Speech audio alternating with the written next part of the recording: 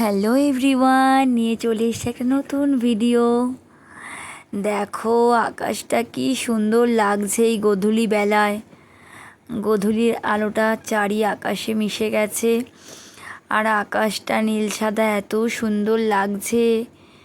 মেঘগুলো ভেসে বেড়াচ্ছে নীল আকাশে, মেঘমল্লার যেদিকে তাকাই সেদিকেই যেন একটা অপূর্ব রূপ ধারণ করে রয়েছে আকাশটা। দেখে মনে হবে হয়তো কোনো ঘোরার স্পট, কিন্তু না, এটা হচ্ছে আমাদের হাওড়ায় আমার নিজের বাড়ির ছাদ থেকে এই ভিডিওটা তোলা। কি অপূর্ব দৃশ্য।